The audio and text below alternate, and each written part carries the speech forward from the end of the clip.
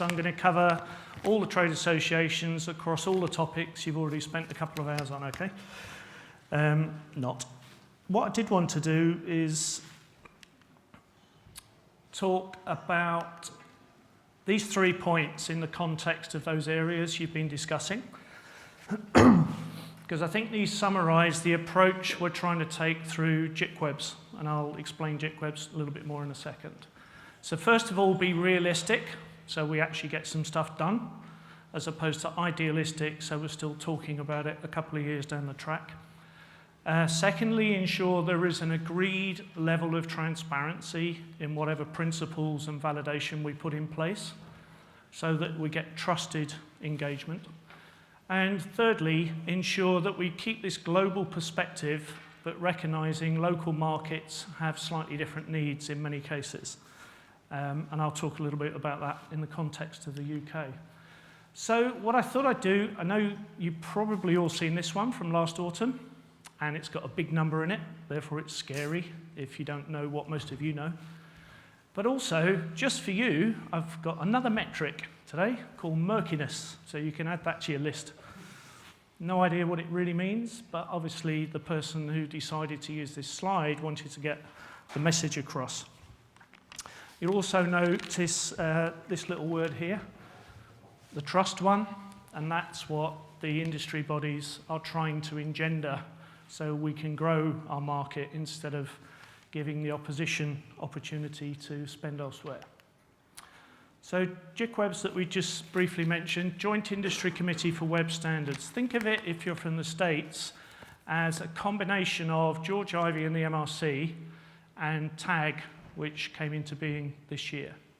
It's not exactly the same, but it's broadly a combination of those two. It's a little bit older. It's late teens now, just beginning to have some responsibility. It's 16 years old. And it's got these 5 trade associations sitting on the group that make the decisions. And top left there, you've got ISBAR. So in the States, that would be the ANA. So that's the top 440 UK advertisers by ad spend, including Unilever, P&G, and many others like that. Top right, you've got the IPA, or in the States, that would be the 4As. So they represent all of the agencies that carry the bulk of the ad spend on behalf of those clients. Bottom right, NMA is traditional news brands, so national and regional newspapers in the UK, Times, Telegraph, and a heck of a lot of regional ones. Bottom left, the Association of Online Publishers, whose chairman is in the front row, Sir Tim. Pleased to meet you. And in the middle there, the IAB, who I'm sure many of you have also heard of, representing those key players. And JICWEBS is a group of 5 people who represent those 5 trade associations, gets information and proposals fed into it by various committees. So there's one on digital trading standards or brand safety. There's one on viewability, and there's another one that started earlier this year, led by Steve Chester, who's also here from the IAB, and fed into by Andy Flint from ABC as well. And that's working on some principles around reducing the risk of fraudulent traffic, not guaranteeing anything in any of these. That's the realism bit. So it's not getting rid of fraud, it's not guaranteeing 100% viewability, and it's not guaranteeing brand safety. It's all about helping each other trade more professionally, more transparently, and reducing risk. So those 3 topics. First one, viewability. Yes, we're moving from to viewable impressions from served impressions. Will it be 50 by 1? I don't know. There's a lot of dialogue. You can read buckets of stuff that George Ivey and his team have put together, including commentary and support from many of you.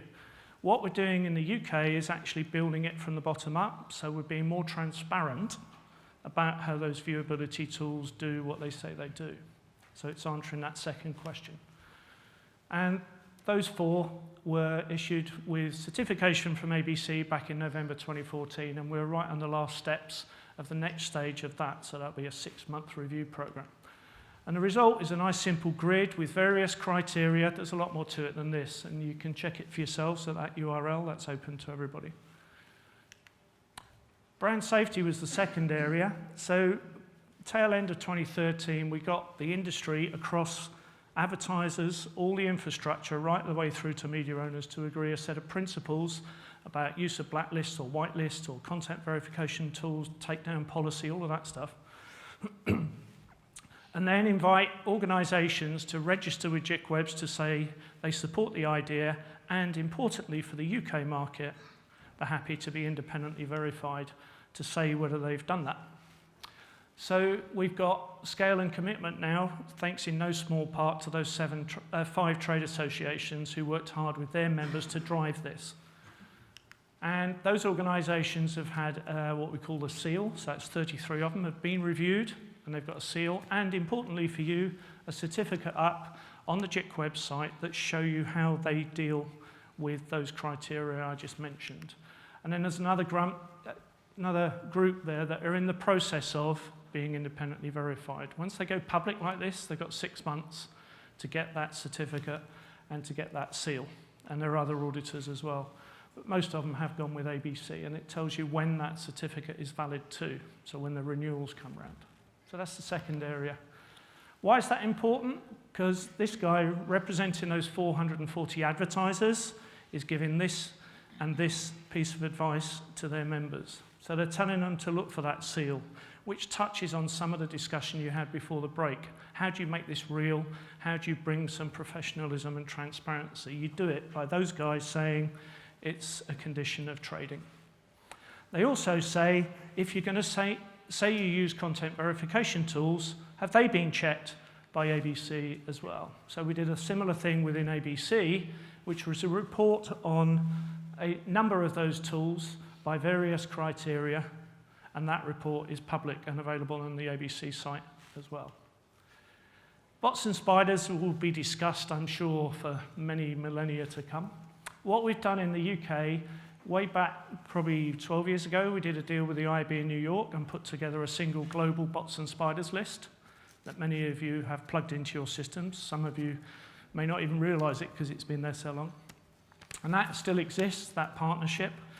And what you were hearing slightly before the break was a build on that to add more expertise and more insight that we all collect to extend that service. In the UK, what we have not done within that list or within ABC or within JICWEBS is see, we know what is legal or what is illegal in the context of a website.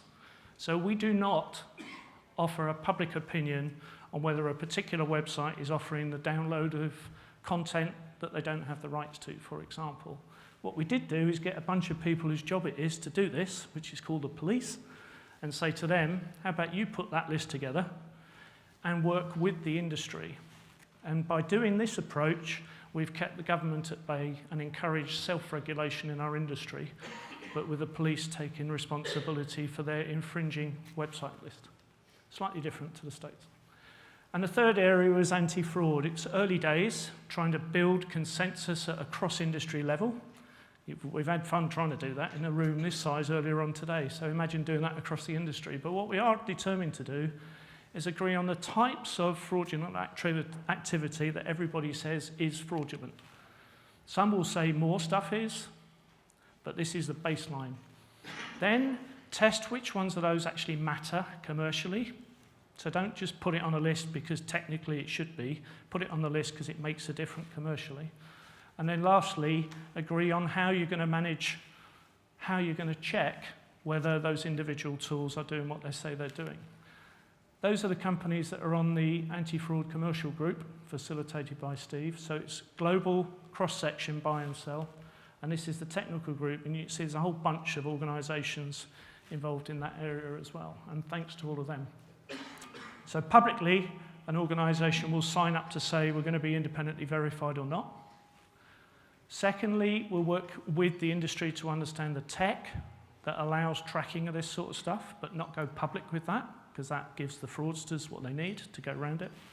And the last bit is verify under an NDA, signed by ABC staff, to check whether the tools do what they say they do when you lift the lid, but not go public on the technology.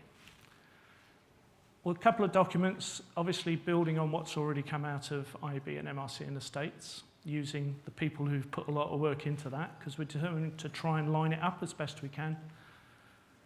So debate with realism at the heart of that debate, define principles to deliver that transparency for safer trading, and deliver compliance on top of that, which builds the trust in our industry. Thank you very much. Sorry I was slightly over. I have a question for you. We're out of time, sorry. That's all right. I have a question. Sorry, I have a question. So you mentioned in the fraud conversation, and I know that using that word, but it's a placeholder. Yeah. Releasing the details of what we do to the public is a problem because then only the bad guys know about it. There's a debate about this, actually. Yeah. There's an ongoing debate about should we release or shouldn't we release. How do you feel about that? Should we release or shouldn't we release the data on how we're fighting this problem? How do the trades feel about it? I think you can release an approach that's worked for brand safety and so far for viewability as well, that says you trust a third party owned by the industry to do the checking, and then they put the stamp on whatever the output is, and people trust that stamp because they own it. If you then say one step further, if you say to the people who were on the first panel, and by the way, we're going to publicize your IP that's unique to you, they're not going to sign up for it. So I think the approach I've just outlined gives you the balance between the two that will allow us to progress. Okay, great. Thank you. Okay? Yeah. Cheers. Thank you.